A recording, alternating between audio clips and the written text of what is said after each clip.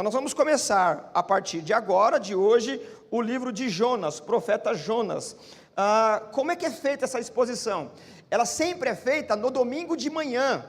Nós temos um culto de manhã, às 10h15, mas aos terceiros domingos, como nós temos assembleia, então eu prego à noite por conta do tempo, tá bom? Combinado assim. Então eu queria que você abrisse o teu texto aí em Jonas capítulo 1, verso 1, ok? E aí então vamos para a nossa exposição do texto. Só essa palavra aí, só o verso 1 para a gente começar. Palavra do Senhor veio a Jonas, filho de Amitai. Por enquanto é isso aqui, tá bom? Então eu preciso fazer algumas considerações para que a gente saiba onde a gente vai caminhar durante esse período aqui. Muito bem, meus irmãos. Quando nós falamos de um livro profético ou de um profeta, nós temos uma cultura, e aí essa cultura, ela permeia no imaginário popular de todos os crentes. E todos os crentes aqui, eu preciso lembrar que toda generalização ela é complicada. Mas quando se fala em profeta bíblico, já vem à nossa mente que o profeta, ele é um adivinhador do futuro. Principalmente numa tradição pentecostal, né? Não vou dizer o pentecostalismo clássico, do qual eu sou formado também, que eu nasci no pentecostalismo clássico, né?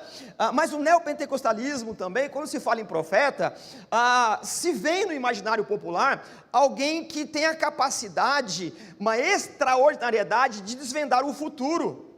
E isso é muito complicado, porque cria uma infantilidade. Muitos de nós fomos formados por uma cultura tupiniquim, né? uma cultura um pouco pobre aqui, ela é até depreciativa, mas empobrecida no sentido teológico, e nós achamos que profeta é aquele que tem o poder de desvendar o futuro em qualquer momento. É por isso que nós vemos aí fileiras de irmãos que são honestos na fé, que ao invés de crescer no conhecimento bíblico e a partir do conhecimento bíblico interpretar a vida, não é? Enquanto ela acontece de verdade, nós entregamos a vida para um suposto profeta que vai surgindo de época em época, ainda mais nesse tempo de mídias sociais, de facilidade de acesso à informação. A todo momento aparece ou um coach, ou um profeta, ou alguém iluminado, um guru, que ele quer conduzir a sua vida. E essa prática, ela é muito mais inclinada ao paganismo, ao misticismo, a uma cultura completamente contrária à Bíblia do que propriamente a Bíblia. É verdade que os profetas, eles têm revelações, mas é verdade também que essas revelações, principalmente dos profetas canônicos, daqueles que estão registrados, eles dizem respeito à nação de Israel e diz respeito à vinda do Messias. Com isso eu não quero dizer que Deus, de forma extraordinária, Ele possa revelar alguma coisa, né, para algum indivíduo, mas isso é de forma extraordinária, ok? Então, irmãos, um profeta bíblico não é aquele que tem uma iluminação especial, aquele que vai olhar para você e desvendar com isso a tua vida, ou dizer para onde você tem que caminhar. Com isso eu não estou dizendo que não exista dons, não é isso que eu estou dizendo. Agora, o profeta bíblico que nós vamos trabalhar aqui, por hora o Jonas, em outro momento aí outros profetas, nós estamos entendendo dentro de um contexto. Para eu tentar ser bem didático aqui, vamos dizer que o profeta, ele é um auxiliar. O profeta, obrigado, viu, Irmã Rosa? O profeta, ele é aquele que vai ser a boca de Deus para que o governo, o rei da sua época, não cometa algum deslize e não cometa também, não governe de forma injusta. Qual a ideia de um profeta? Ora, quando o povo de Israel saiu do Egito, Deus deu toda a lei, né? Você tem lá a lei de Moisés, os 10 mandamentos, e dali você tem lei de como o rei deve governar, de como devem ser os pesos e as medidas, de como deve ser a plantação, e tantas outras coisas, né?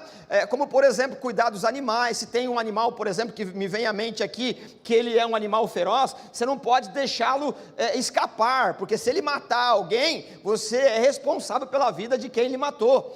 E tem uma série de outras leis. Você não pode enganar o surdo, e tem uma infinidade de leis que está lá no Antigo Testamento, não é?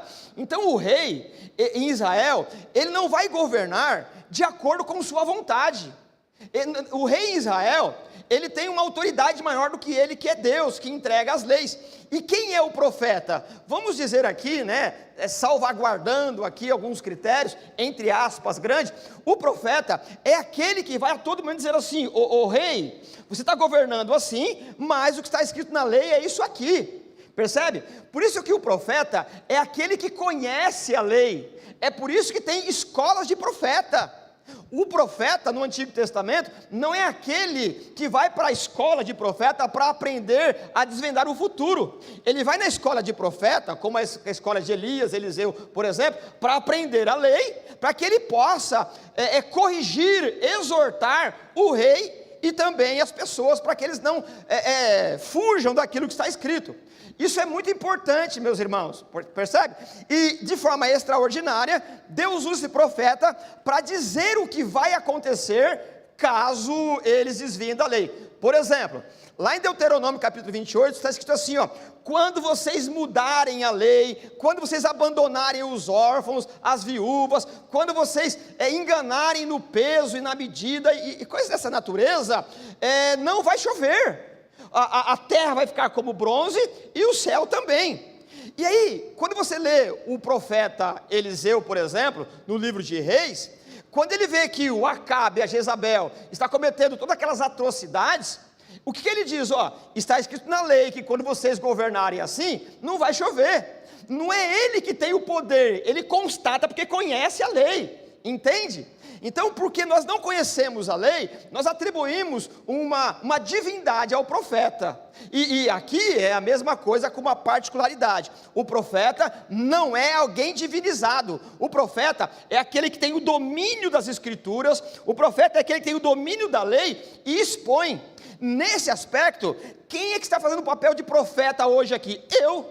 Em que aspecto? Eu estou fazendo o papel de profeta porque eu vou pegar um texto bíblico e vou explicar. Isso é muito importante para nós, e isso a gente vai trabalhar em muitas outras questões. O Jonas, por exemplo, ele está num período em que nós precisamos ler um texto lá em Reis. O livro de Jonas, essa mensagem de Jonas, esses 4 capítulos, você não pode lê-la de forma isolada. O livro profético, ele está acontecendo num período histórico. Então, o que faz uma igreja que quer amadurecer nas escrituras? Pega o texto bíblico e procura o momento histórico no livro de Reis, para você saber, conhecer o que está acontecendo, porque um profeta, ele não está isolado, ele está profetizando num contexto histórico do rei e num contexto histórico mundial. Mais ou menos assim. Nós temos um governo, né, levantado por Deus, porque todas as autoridades são levantadas por Deus. Ele é o presidente do Brasil, entende? Então esse governo, tentando explicar o profeta, ele está governando. E aí, se ele desviar daquilo que Deus havia dito, o profeta, ele se levanta e vai dizer assim, você aumentou o imposto aqui, você fez esse tipo de ação governamental, mas a lei está dizendo que está ao contrário, é melhor você se arrepender, senão Deus vai corrigir você. A nação também é assim. Então você percebe que, se você pega o Isaías, o Amós, o Jonas, qualquer profeta, e lê sem o contexto, você pode incorrer, pode não, né? Você incorrerá em problemas de interpretação. Um profeta, ele está inserido num contexto histórico. Então, o que nós precisamos fazer de forma honesta, para começar a estudar o texto bíblico? Identificar onde o profeta Jonas está inserido. Para isso, então, nós vamos no texto de 2 Reis, no capítulo 14, e aí eu convido você a ler comigo. Vamos lá? Tenha um pouco de paciência com as minhas burocracias, mas daqui a pouco a gente já começa a entender aqui o papel do Jonas, tá bom? Enquanto você chega comigo lá, ou vai ler aqui, o que acontece? Se você lê o profeta sem saber o que está acontecendo, você pode imaginar 1000 coisas. Então é bom entender o que está acontecendo dentro do contexto histórico. Vamos lá. 2 Reis, capítulo 14, verso 23 ao 29. Olha só. No 15º ano do reinado de Amazias, filho de Joás, rei de Judá, Jeroboão, filho de Joás, rei de Israel, tornou-se rei em Samaria e reinou 41 anos. Ele fez o que o Senhor reprova e não se desviou de nenhum dos pecados que Jeroboão, filho de Nabate, levara Israel a cometer. Foi ele que restabeleceu as fronteiras de Israel, desde Lebo-Ramate até o mar de Arabá, conforme a palavra do Senhor, Deus de Israel, anunciado pelo seu servo Jonas, filho de Amitai, profeta de Gate-Éfer. O Senhor viu a amargura com que todos em Israel, tanto escravos quanto livres, estavam sofrendo. Não havia ninguém para socorrê-los, visto que o Senhor não dissera que apagaria o nome de Israel debaixo do céu. Ele os libertou pela mão de Jeroboão, filho de Joás. Os demais acontecimentos do reinado de Jeroboão, os seus atos e as suas realizações militares, inclusive a maneira pela qual recuperou para Israel o porto, a cidade de Damasco e Ramate, que haviam pertencido a Iaúde, leia-se aí Judá, estão escritos nos registros históricos dos reis de Israel. Jeroboão descansou com os seus antepassados, os reis de Israel. Seu filho Zacarias foi seu sucessor. Muito bem, então nós já achamos aqui o contexto histórico do profeta. O texto nós vamos ler, os 4 capítulos, durante esse tempo de exposição. Onde é que você encaixa? Imagine só, se a gente pudesse arrancar os 4 capítulos, né? Faz uma imagem na sua cabeça aí, né? Arranca os 4 capítulos e joga aqui dentro, percebe? É assim que faz. Porque aquilo que está acontecendo, a profecia do Jonas, a narrativa, está acontecendo dentro de um contexto histórico. Então eu preciso explicar o que está acontecendo aqui conforme a gente leu. Ora, esse Jeroboão aqui, que é o rei, enquanto o Jonas é o profeta, nessa época, ele é o Júnior, o Juninho. Assim como eu sou o Hélio Júnior, que tem o Hélio de verdade, esse Jeroboão é filho de um outro Jeroboão, percebe? Nesse momento aqui, esse Jeroboão, que é o segundo, ele está enfrentando uma dificuldade muito grande. E por conta da dificuldade, ele foi um rei muito astuto. Ele organizou o reino do norte, Samaria, Israel, militarmente. E ele reinou 41 anos, conforme o texto que a gente leu aqui. Só que você sabe, e é praxe das escrituras, que quando um rei sai para a batalha, sempre tem um profeta que vai adverti-lo, dizendo, o Senhor vai dar a vitória, ou o Senhor não vai dar. Quem é que está nesse contexto? O Jonas. A gente leu aqui, nesse texto de 2 Reis, que quando esse rei, o Jeroboão II, ele vai enfrentar os inimigos internacionais, tem um profeta que o texto diz assim, o profeta Jonas, filho de Amitai, foi quem encorajou, e ele foi e venceu a batalha, percebe? Então esse momento aqui que nós lemos, ele é um momento de prosperidade. As campanhas militares do Jeroboão, elas trouxeram prosperidade para Israel. Essas campanhas fez com que o custo de vida melhorasse bastante. O que estava acontecendo? Você tem ali, se você conseguir imaginar comigo, o mapa de Israel, ao norte, você tem Israel, a capital que é Samaria, e bem ao norte, você tem uma confederação, ou 2 nações, que elas estão se organizando, unindo força, para invadir Israel, que é Damasco e Síria. Essas 2 nações, elas estão fazendo plano para invadir Israel e tomar as posses, os bens. Só que no contexto mundial, tem uma nação chamada Assíria, que é a capital, Nínive. Essa capital, vamos tentar imaginar mais ou menos assim, vamos imaginar que o poder mundial, bélico, toda a força está na mão dos Estados Unidos, e eles estão dominando, e onde eles chegam, eles cobram impostos. E quando cobra imposto, a vida fica muito alta, o custo de vida. É assim que o texto vai ensinando para nós. Por conta dessa sanha militar da Síria, Damasco e Síria se enfraqueceram. E aí o Jeroboão, por conta da profecia do Jonas, ele se entusiasmou, foi numa briga militar com essas duas cidades aí, e teve um sossego. E aí então o custo de vida melhorou para todo mundo. Tanto é que a gente leu no texto que esse Jeroboão, ele foi e tomou alguns portos. Então teve trabalho para todo mundo, o custo de vida ficou melhor, não teve que pagar imposto internacional. Imagine só, né, irmãos? Se você, além dos impostos que você paga, tem que pagar uma taxa militar para os Estados Unidos ou para a Alemanha, o custo de vida aumenta. Então, com essa vitória de Israel, essas duas cidades ao norte, trouxe um sossego, e isso trouxe muita prosperidade. Nesse momento, quem é, e você já disse isso, quem é que é o profeta? O Jonas, ele vai dizer mais ou menos assim, pode ir, você vai vencer a Síria e vai vencer Damasco, e Deus vai dar a vitória. E de fato aconteceu isso. O que acontece? Esse período, o Jonas ficou na crista da onda. O Jonas falou assim, eu sou o cara, eu disse, e agora eu estou famosão. Você vê o coração humano, não é?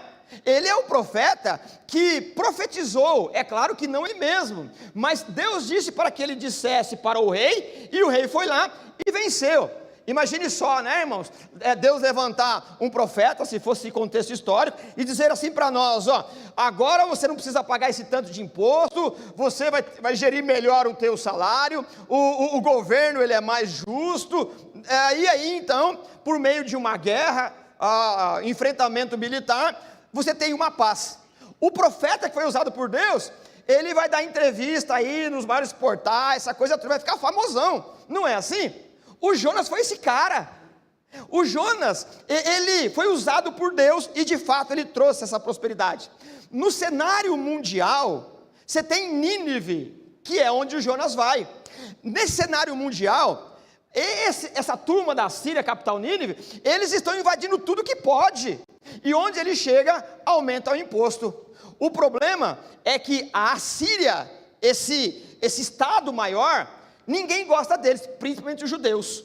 Os judeus têm um ódio com essa gente. Imagine o Jonas que agora, ele profetizou e deu certo daquele contexto menor. Deus diz assim, agora você vai em Nínive e prega lá. Ora, o que era para ele pregar? Que Deus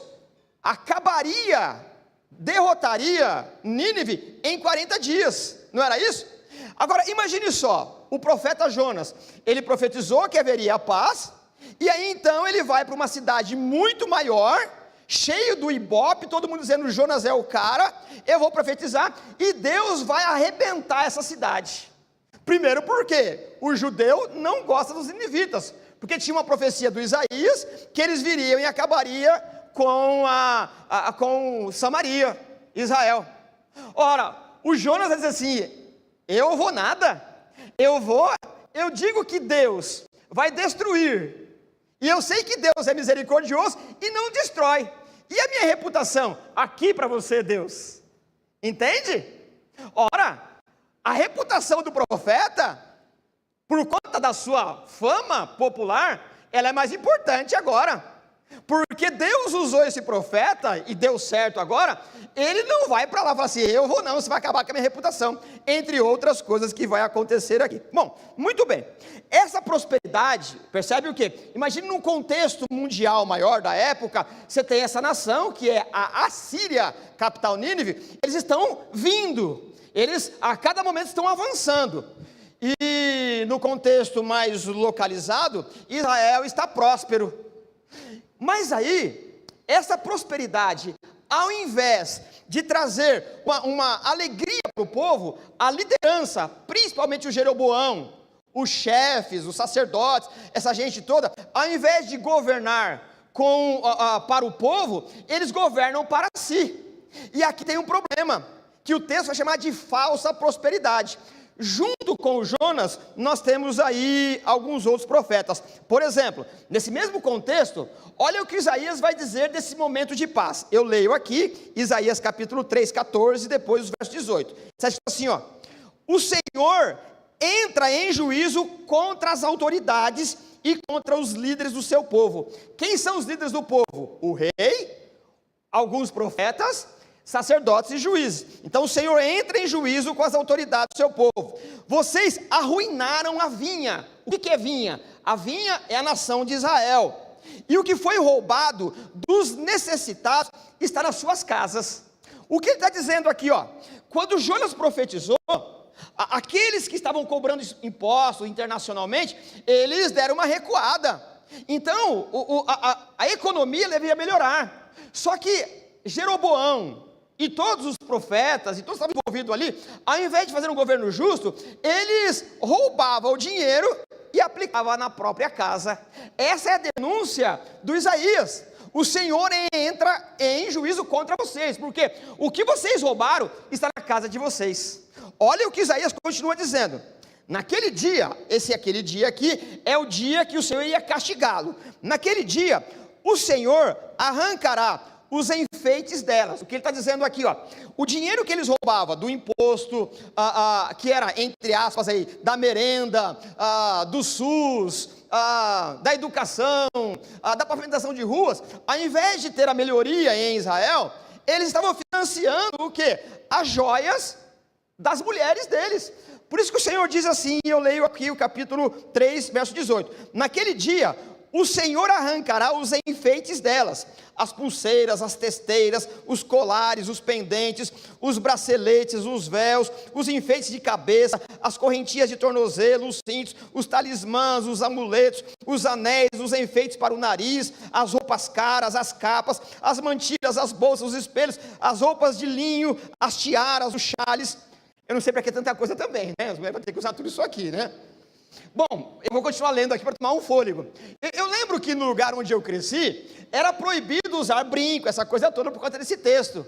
O texto não está dizendo que não possa usar, o texto está dizendo que você não pode usar se for roubado.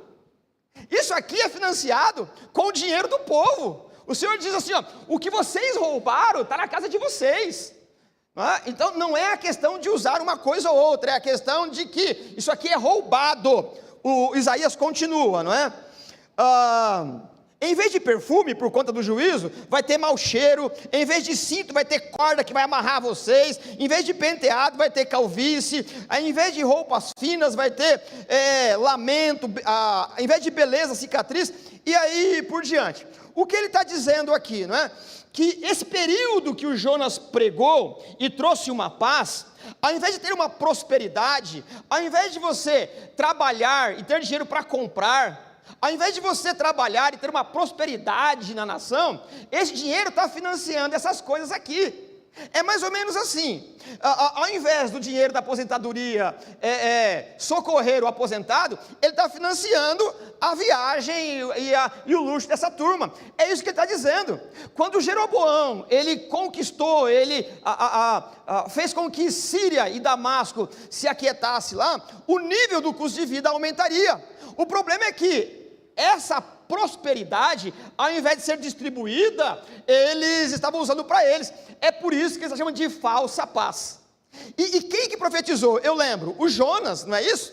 Só que o uso estava sendo de forma inadequada. O Miqueias, um outro profeta, ele também denuncia. Olha o que ele diz no capítulo 2: vocês cobiçam terrenos e se apoderam deles, cobiçam casas e as tomam, fazem violência ao homem e sua família, e a ele e aos seus herdeiros.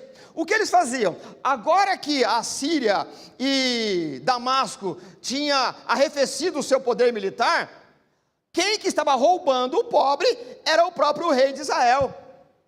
E o profeta, ele se levanta dizendo assim, ó: vocês estão errados.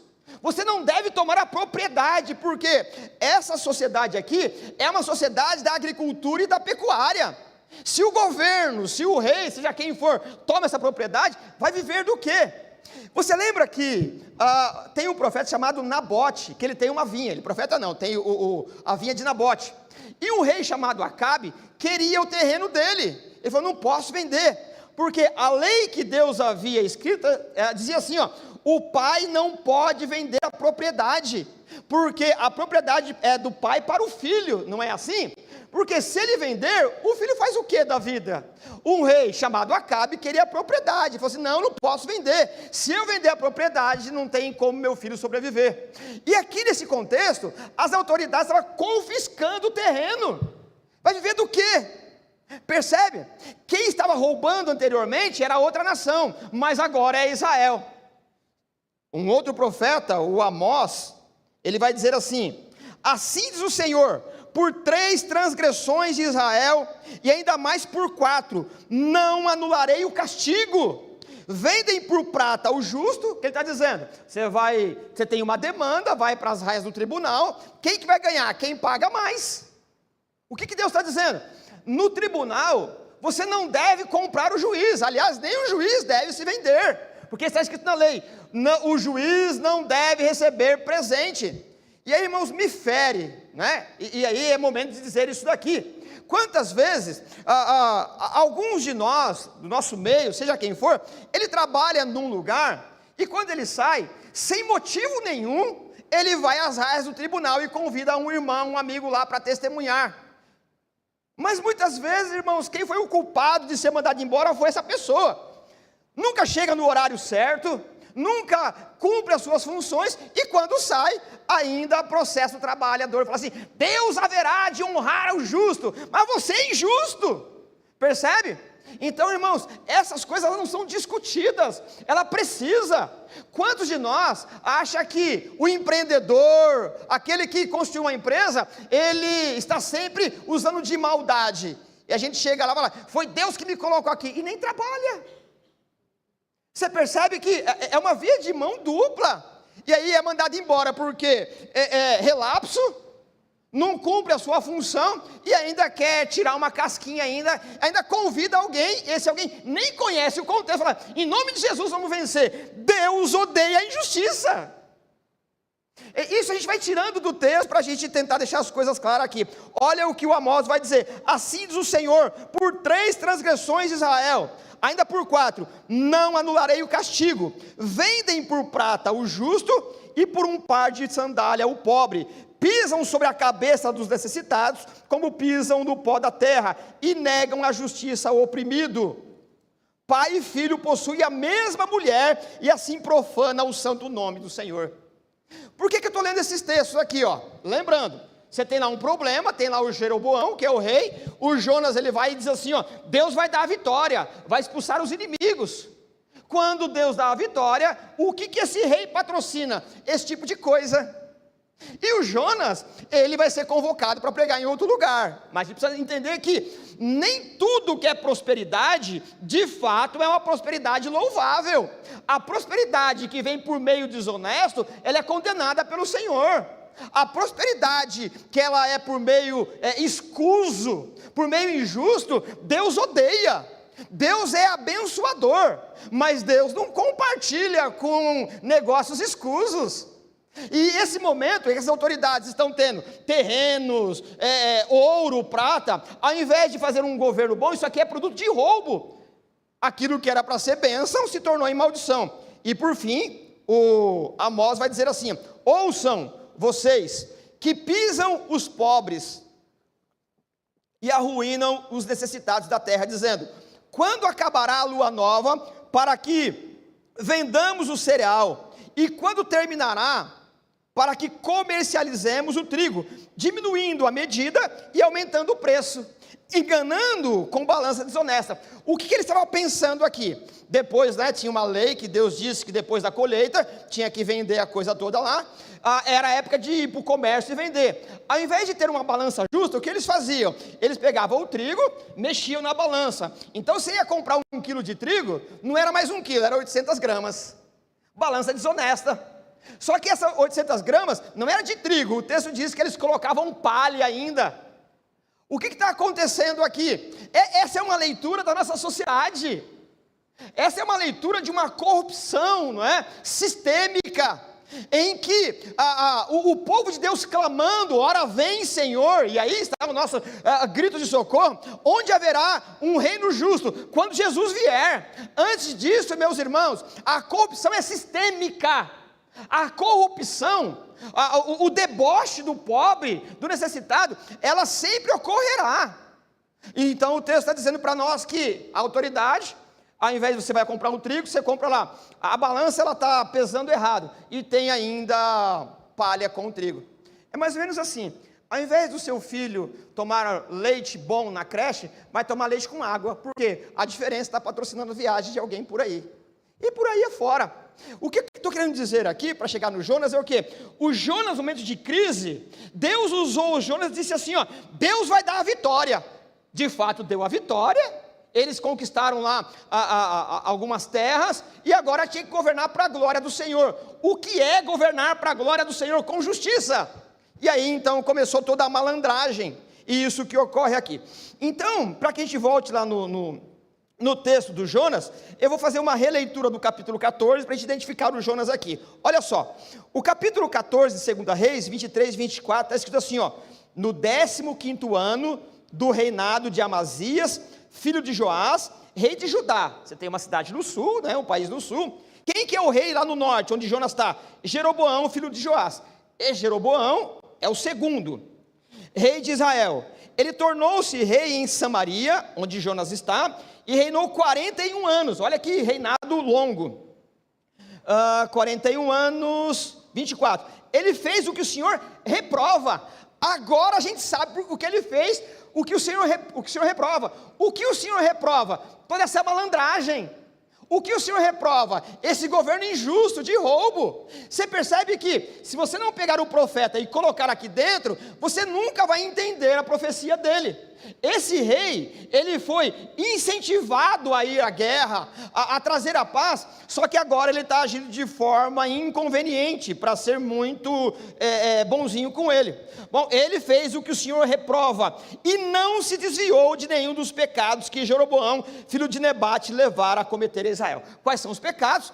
Aumentou o imposto, confiscou os bens. A gente viu aqui também nos profetas que havia um comportamento moral, sexual, bastante questionável, não é? Que o texto diz para nós no profeta que o pai e o filho tinham relações sexuais com a mesma mulher. Então é esse ambiente que nós temos aqui. Mas originalmente a profecia do Jonas era para que trouxesse uma pureza, uma santidade para essa nação, para que fosse governada de forma que houvesse uma dignidade humana.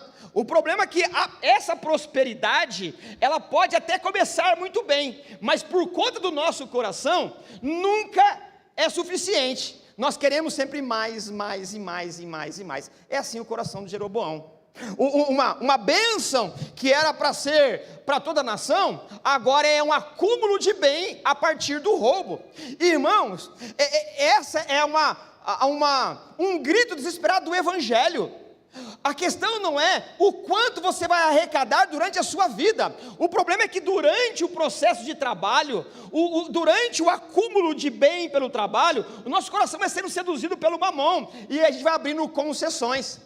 É possível que o acúmulo de capital, de bem, de propriedade, que muitos irmãos testemunham, ele não vem de um trabalho justo e honesto da bênção do Senhor, mas fruto de roubo.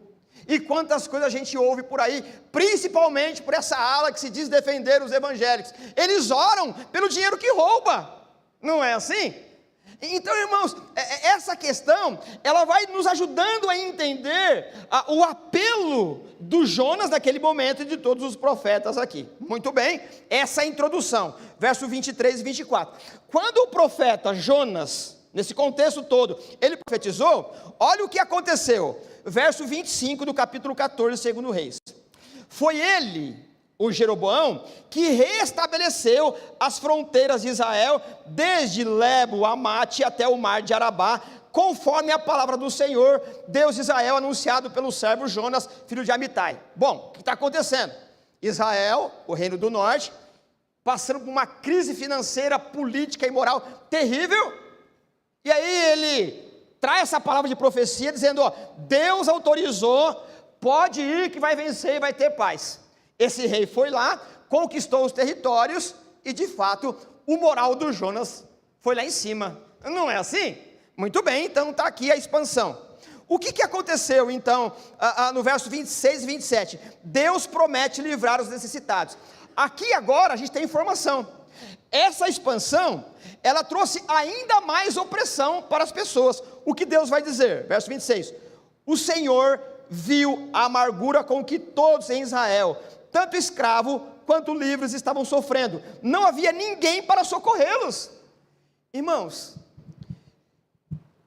todos nós temos uma certa inclinação por um viés político, uma cor, uma bandeira, uma filosofia. Mas, irmãos, como disse o saudoso Ulisses Costas, em política, até a briga é combinada. Percebe? Nós somos apenas massa de manobra. É claro que nós temos que mais ou menos, dar uma procuradinha aí, e ver o que é menos ruim, não o que é bom. Essa é a questão, porque essa prosperidade anunciada, incentivada por Jonas, agora o povo está sofrendo, é o que a gente leu aqui, nessa prosperidade, para alguns, essa falsa prosperidade, o Senhor viu a amargura com que todos em Israel, tanto escravo quanto livres, estavam sofrendo, não havia ninguém para socorrê-lo. Irmão, sai gritando aí na rua aí, que o governo é mau, ninguém vai te ouvir, irmãos. É como diziam, reclama para o Papa, você não vai nem chegar lá. Irmãos, ou nós esperamos e clamamos para o Rei dos Reis, ou não tem esperança para nós. Você entende essa coisa aqui? É mais ou menos um pouquinho melhor aqui, depois piora, é uma senoide, ora aqui, outra ali. Mas enquanto Jesus não vier para governar, não tem sistema político humano que resolva. Não tem filosofia humana que vai resolver. É aquela questão, todo mundo é gente boa, até deixar de ser. Todo mundo é bom político, até começar a exercer. Todos nós somos assim. É por isso que nós precisamos do quê? Do Espírito de Deus, para trazer uma consciência, que quando tivermos a oportunidade de governar, de liderar, Ele nos dê essa sabedoria, para governar de acordo com a misericórdia e a vontade do Senhor. E é o que está acontecendo. O Senhor viu que tanto escravo quanto livre estava sofrendo, verso 27, que o Senhor não dissera, não apagaria Israel, mas Deus interveria na história. Muito bem, esse texto, ele termina no verso 28 e 29, que é a conclusão. Olha o que o texto diz, os demais acontecimentos do reinado desse rei, está escrito as suas ações militares em outro texto. Tudo isso aqui, meus irmãos, é para demonstrar para você o quê? Que o Jonas, quando ele saiu, comissionado pelo Senhor, ele saiu com um moral alto. Ele acabou, nesse contexto, de trazer uma profecia, e deu certo. E você sabe como nosso coração, ele é orgulhoso, e muitas vezes, o ministério que nós desenvolvemos, porque ele começa a dar certo numa perspectiva humana, eclesiástica, a gente se acha a última bolacha do pacote, insubstituível. E Deus vai dizer assim, e aí é o que a gente vai tratar, ô Jonas, agora você vai em Nínive. O que você deve pensar como Jonas? Eu sou escolhido, é claro, já que eu profetizei, e o Jeroboão venceu aquelas nações, agora Deus está me escolhendo, para pregar contra aquela terrível nação, os ninivitas. Eles vão ver só, eles vão ver que quando eu chegar lá, vai ser cumprida a profecia do Senhor. É mais ou menos mais ou menos assim, você faz um trabalho, seja ele qual for, eclesiástico, do empreendimento, não importa, e dá certo, e você vai para um outro tipo de trabalho, você chega e fala assim, agora é nós, agora é comigo, não dá errado. O Jonas foi convicto, ou iria convicto, de que ele chegasse lá, ia dar certo. Ele falou uma vez, deu certo, agora vai. Então o Jonas, ele sai com esse sucesso ministerial. Deus está dizendo, Jonas, vai para Nínive. Eu lembro aqui, quem é Nínive? A capital da nação mais perversa que já surgiu. Eles eram inimigos, e se eles sobrevivessem lá, eles viriam e atacariam, como aconteceu no ano 722. Tudo isso, irmãos, é para demonstrar o quê? Que o Jonas, quando ele fez uma contabilidade do amor de Deus, ele chegou à conclusão: espera aí, eu vou lá, prego, e qual era o conteúdo da pregação? Que em 40 dias Deus destruiria aquela nação. Não é essa?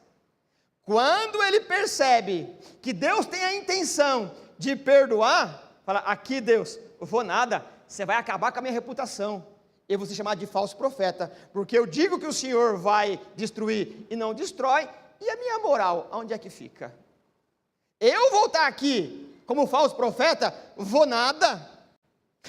Você percebe como o coração humano, ele é soberbo? Você percebe ainda mais que na contabilidade de Jonas, aquela nação, ela não tem mérito de salvação.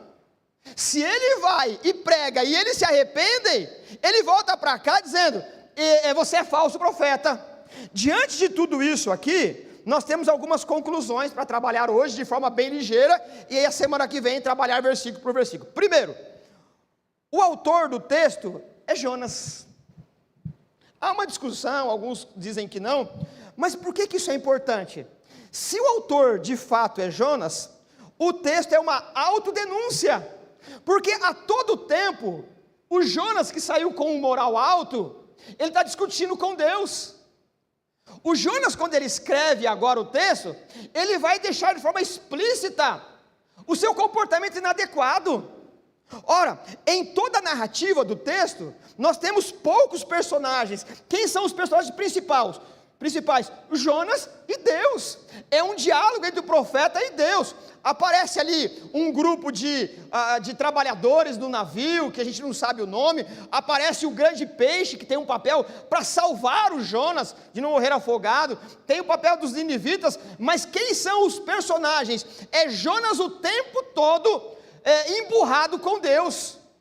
Se o Jonas escreve isso, ele está dizendo: olha o comportamento de um maluco, olha o comportamento de alguém que, por conta de uma vaidade, de um tempo em que Deus usou o ministério, agora ele quer ir contrário à vontade de Deus e se recusa a fazer. Se ele de fato é o autor, como muitos de nós cremos, ele está dizendo que olha o meu comportamento. O texto ele é uma autodenúncia, demonstrando que o autor, ele está dizendo que o nosso comportamento, o nosso interesse, ele pode mudar muito rápido, mas Deus é poderoso para nos trazer de novo a uma consciência lúcida.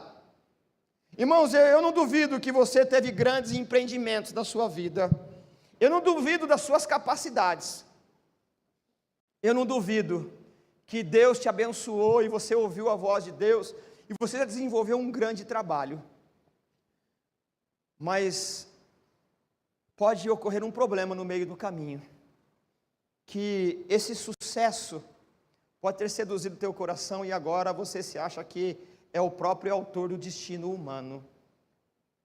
É possível que um tipo de prosperidade num dado momento da nossa vida, seja acadêmica, eclesiástica, profissional, nos envaideça tanto, que a gente só usa o nome de Deus, porque agora ele é importante para chancelar, porque na verdade a gente não precisa mais de Deus, porque agora eu sou o profeta e estou na crista da onda.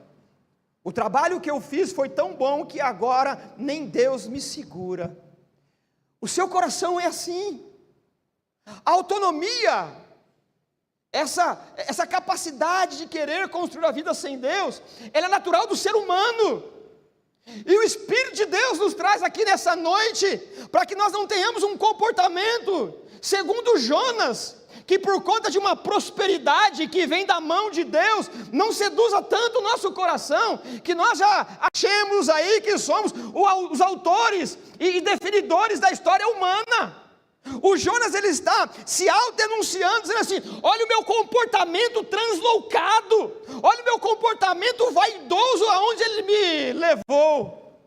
É possível que as portas estejam fechadas em alguns segmentos da vida, porque você se acha detentor de todas as chaves que abrem todas as portas do mundo, mas na verdade, se Deus não nos abençoar, nós nos levantamos para discutir com Deus inclusive, e o conhecimento de um determinado segmento da nossa competência, Se você é professor, pastor, administrador, trabalha na área da saúde, à medida que você vai ganhando repertório, o teu coração vai te endeusando. Você acha, e eu acho que nós somos, cada um a per si, dominadores, e não há problema que a gente não possa resolver. Isso é o Jonas. Nós precisamos, irmãos, a cada novo triunfo, promovido pela graça, voltar ao quarto de oração, e atribuir ao Senhor o sucesso da nossa vida, para que nós não nos tornemos um auto-idólatra, um cultuador da própria personalidade, a ponto de colocar o dedo em risco e dizer que Deus não está certo em querer fazer isso ou aquilo. A idolatria é sedutora, o culto à personalidade ela é sedutora. Quando um trabalho dá certo e os aplausos começam a ser públicos, a nossa personalidade ela muda, porque nós temos um gene do pecado, é o Adão autoritário em nós, é o Adão que está dizendo que glória a nós mesmos, nós nos achamos insubstituíveis, nós achamos a última bolacha do pacote, nós achamos que se Deus não nos levantasse nessa geração, essa geração estava perdida. Jonas escreve denunciando, publicando que ele teve um comportamento mau, um comportamento idólatra, é uma autodenúncia que nós devemos entender. Se Jonas escreveu o que escreveu, se Jonas achou que por conta de uma vantagem, de uma prosperidade, agora tudo daria certo, nós também podemos agir assim. Nós também temos que aprender que esse Jonas, ele era profeta em Israel, e ele foi mandado para uma outra cidade. É o único profeta que não profetiza em Israel, ele profetiza em outro lugar. Isso é um assinte cultural, isso é um deboche para os israelitas. Só que aí tem a ironia, como se diz, é o pulo do gato. Esse Jonas, ele vai numa cidade em que é totalmente pagã, e ele prega. A gente vai ler em um momento, o texto diz assim, a cidade, ela deveria ser percorrida em 3 dias, aí na linha de baixo diz assim, e o Jonas pregou em 1 dia, o que ele fez? De qualquer jeito. Qual é a mensagem dele? Ele disse assim, 40 dias e vai ser destruído aqui, depois da briga que ele teve com Deus. O que aconteceu? Ele não falou mais nada, todo mundo se arrependeu, o rei, inclusive ele disse, põe pano de saco até nos animais. O que o Jonas está dizendo? Uma nação que diz, que é uma nação que conhece a Deus, Israel, o Isaías está pregando, o Amós está pregando, o Malaquias está pregando, está dizendo, vocês estão fazendo isso, vocês conhecem Deus, e os profetas aqui não estão conseguindo fazer vocês se arrepender, aqueles que vocês dizem que são ridículos, imorais, pagãos, um profeta saiu daqui e passou correndo, disse assim, em 40 dias vai ser tudo derrotado, sabe o que eles fizeram? Se arrependeram. Percebe a ironia?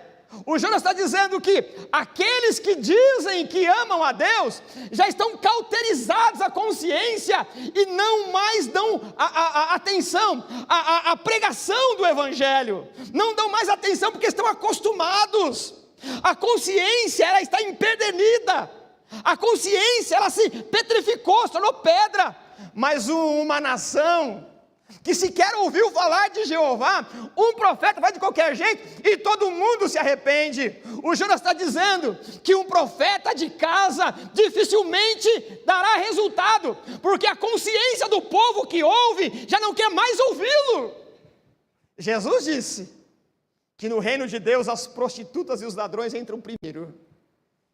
E é possível, meus irmãos, que entre nós já estamos tão acostumados com a mensagem da cruz, a mensagem do Evangelho, que ela não tem mais penetração na nossa consciência. Nós somos tão bajulados por um mundo materialista, idólatra, que o apelo da palavra de Deus já não tem mais apego em nós. O que o Jonas está dizendo é que os pagãos, eles ouviram a mensagem curtíssima, mas o Isaías, o Malaquias, o Amós, o Miqueias estão a plenos pulmões dizendo: arrependei-vos das suas injustiças, e ninguém dá bola. Aquele que vocês dizem lá em Nínive, que são combustível do fogo do inferno, os pagãos imorais, eles ouviram da destruição e temeram, e se arrependeram ao Deus vivo, e vocês ouvem, e a palavra de Deus já não tem mais efeito. Meus irmãos, essa é a condição de uma igreja adormecida. Essa é a condição de uma igreja que perdeu de vista o reino de Deus, que tem seus interesses particulares e egoístas mais importantes do que o reino de Deus. Essa é a condição de nós pecadores, que amamos mais a bajulação, que amamos mais os profetas de ocasião, que amamos mais as revelações de bajulação do que a contundência da palavra de Deus. Essa é a condição de uma igreja que se esfria, que perdeu o senso escatológico. Essa é a condição de uma igreja que prefere os seus profetas, os seus coaches espirituais. Essa é uma igreja que perdeu a sensibilidade do Espírito e que não ama mais a contundência da palavra de Deus. Essa é a condição de uma igreja que prefere os embalos dos festivais. Essa é a condição de uma igreja que ama muito mais a denominação do que o reino de Deus. Essa é a condição de quem ama muito mais os seus ministérios do que o povo que sofre. Essa é a condição de uma igreja morna, que se não der ouvido a palavra do Senhor, será vomitada da boca desse santo que nos diz. Nínive se arrependeu.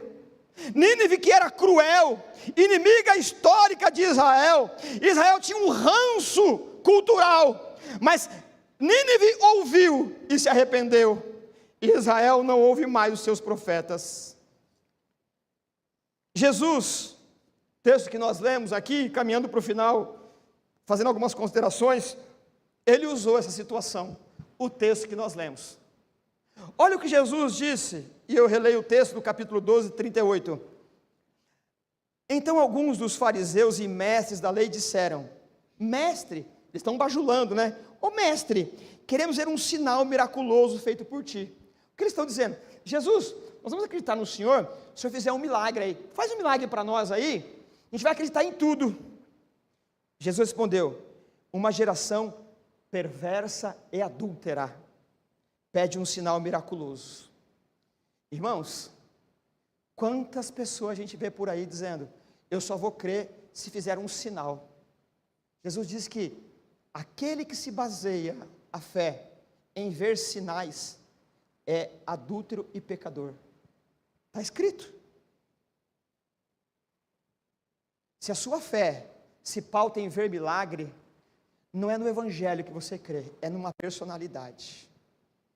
Se você frequenta um lugar em que o apelo é um milagre extraordinário, e não a mensagem do evangelho, a cruz que salva, não é no evangelho que você crê. Jesus vai comparar, a gente vai ler o texto, dizendo assim: está vendo os israelitas? Eles têm profetas, mas eles não creem. Eles têm sinais. Historicamente, o mar vermelho se abriu, caiu maná do céu, Jericó ruiu, e Nínive não teve um sinal. Mas quando uma palavra veio de uma boca de um profeta, inclusive um profeta turrão, eles se arrependeram. Nenhum sinal será dado, a não ser o sinal do profeta Jonas. Qual é? Ele respondeu: uma geração perversa e adúltera pede um sinal miraculoso, mas nenhum sinal lhe será dado, exceto o sinal do profeta Jonas. Pois assim como Jonas esteve 3 dias e 3 noites no ventre de um grande peixe, assim o Filho do Homem ficará 3 dias e 3 noites no coração da terra. Os homens de Nínive se levantarão no juízo com essa geração e a condenarão, pois eles se arrependeram com a pregação de Jonas. E agora, está aqui quem é maior do que Jonas. Israel já estava tão saturado de sinal que a palavra não tinha mais efeito. Em Nínive, bastou uma acusação de 3 ou 4 palavras. Em 40 dias, Deus vai destruir. Eles se arrependeram. Jesus está dizendo, não tem sinal para você. Se você quiser um sinal, vira a esquina aqui, vira ali. Vão prometer dinheiro aparecer na sua conta, dente de ouro, né, que já apareceu por aí. Gente que emagrece, né, sem fazer nada. Já viram essas coisas aí, né? Tá no culto lá e emagrece, que coisa, né? E coisa dessa natureza. Vai dar tudo certo, não importa como você proceda. Jesus está dizendo, não tem sinal para você.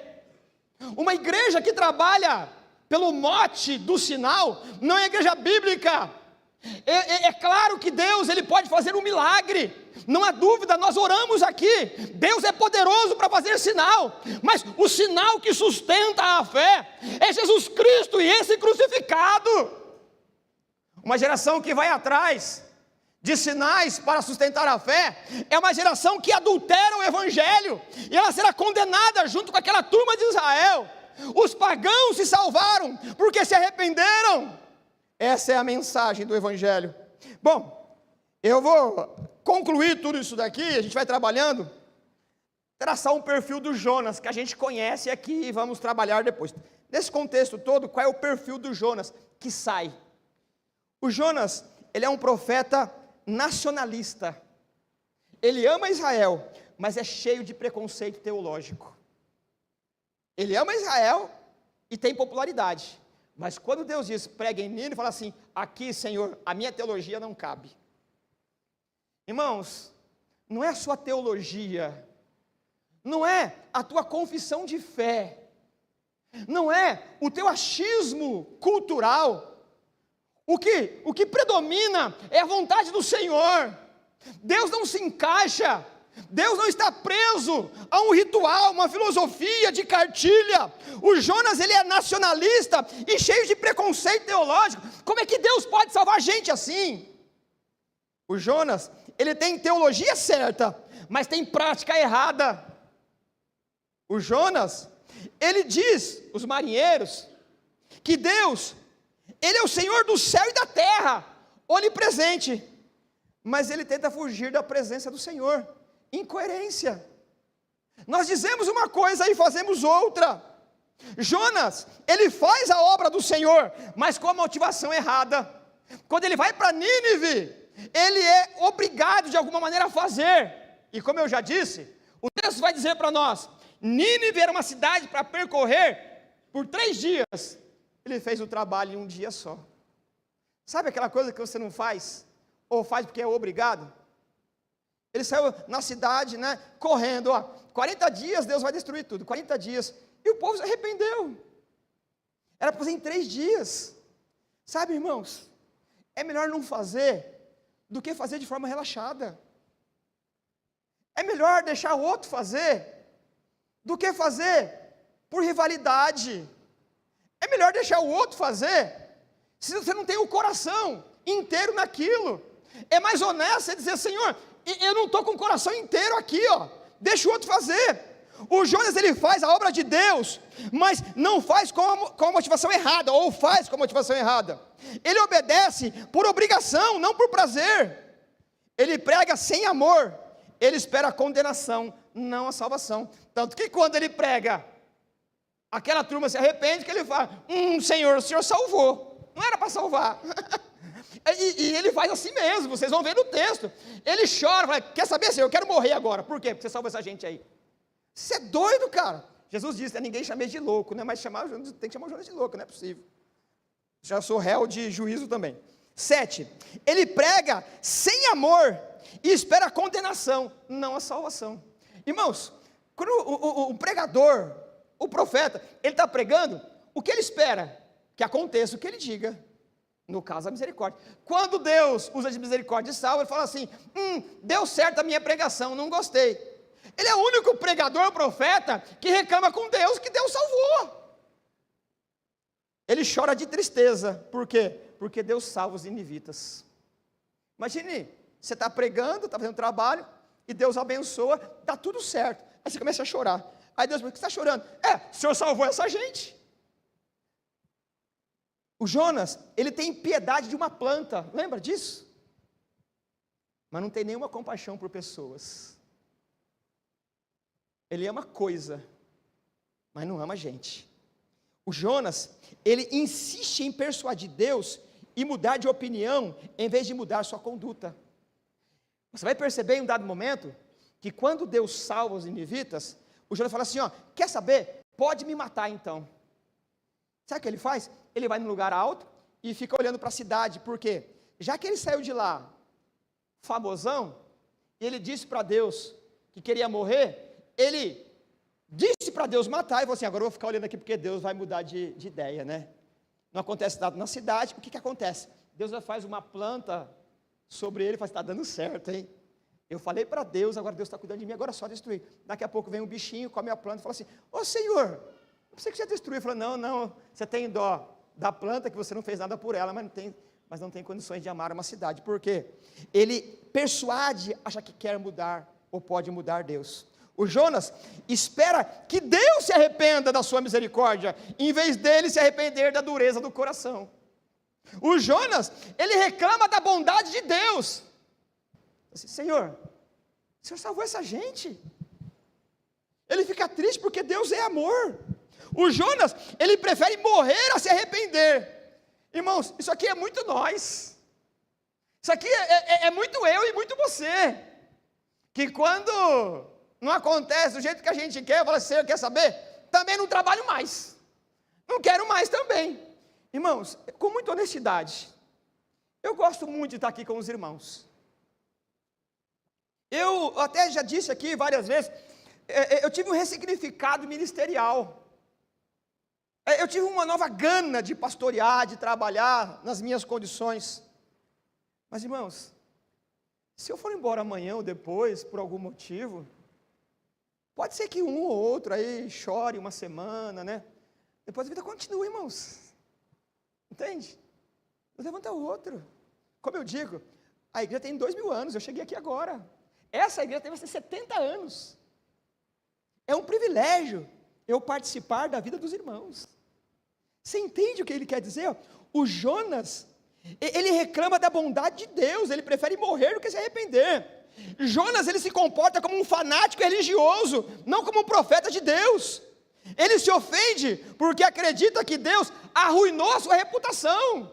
Ele não saiu de lá famoso, agora ele volta e ele diz que a cidade ia ser destruída, agora ele volta e a cidade não foi destruída. Senhor, como é que eu vou voltar lá e minha reputação de profeta? Agora eu profetizei e não deu nada certo. Como é que eu vou encarar o meu povo? Por quê? Ao longo do tempo, a nossa reputação vai ficando muito mais importante do que a obra de Deus. Ao longo do tempo, nós nos achamos importantes e insubstituíveis. Diferente da Maria. Lembra da Maria? A Maria, uma mulher prometida em casamento. De repente, ela é fecundada de forma sobrenatural. Ela fica grávida. E como é que ele ia explicar isso para o José e para outros? Não tem como explicar. Mas ela não se importou com a sua reputação. Ela sabia que aquele que Deus chama, Deus é responsável para fazer o que tem que fazer. Ela disse para o anjo: seja feita a vontade do Senhor. O Jonas não, ele está preocupado com a reputação. Irmãos, se você tem convicção que Deus te chamou, Deus é poderoso para cuidar da tua reputação.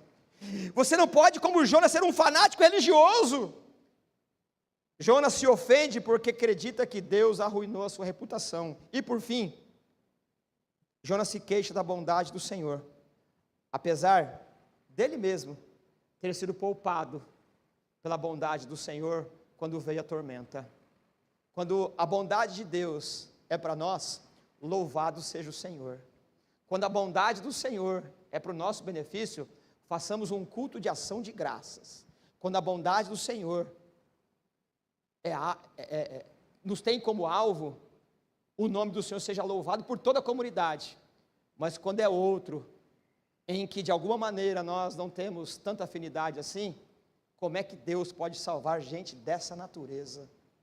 Como é que Deus pode abençoar essa pessoa? É assim que a gente vê o irmão que prospera. Prosperou ele e eu não. Eu que sou tão bonzinho, eu que estou aqui o tempo todo. Era para mim que ele tinha que ter feito isso. Porque a gente ama a Deus enquanto Ele está ao nosso serviço. Eu concluo dizendo que se Jonas está no barco, tudo vai mal. Mas se Jesus entra no barco, tudo vai bem.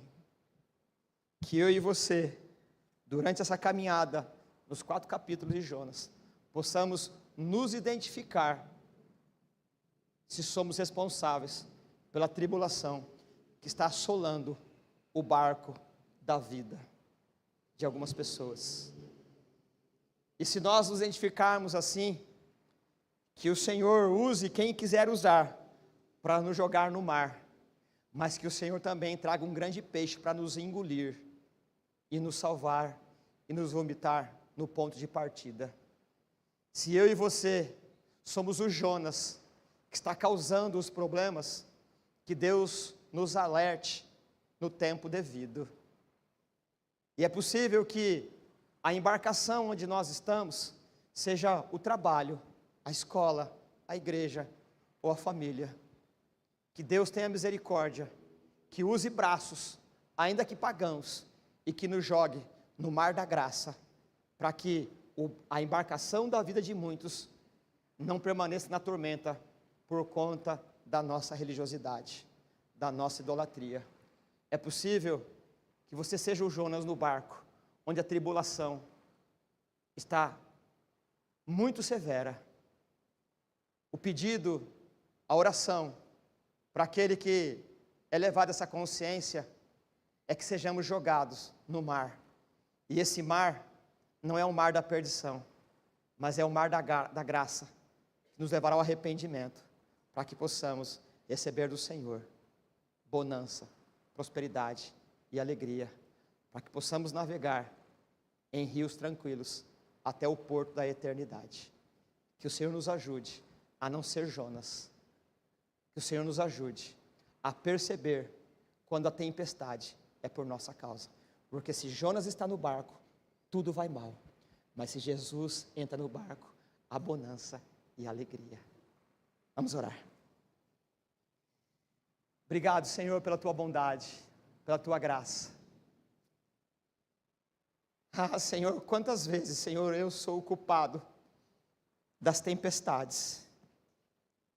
Quantas vezes, Senhor, o barco treme para lá e para cá, em ondas bravias. Quantas vezes, Senhor, nós entramos na embarcação, Senhor, e não temos consciência que o barco estava navegando de uma forma tranquila, mas o Senhor, Pai, é poderoso para nos trazer essa percepção. O Senhor é poderoso para nos perdoar, Pai, para que possamos sim desfrutar de uma paz verdadeira, para que possamos cumprir o nosso trabalho, Pai, não de qualquer jeito, como o Jonas fujão, o Jonas religioso, que possamos cumprir, Senhor, com alegria. Se o trabalho é de 3 dias, que possamos fazer em 3 dias, não num dia só. Senhor, que nosso coração não seja rebelde, revoltado com Tua misericórdia.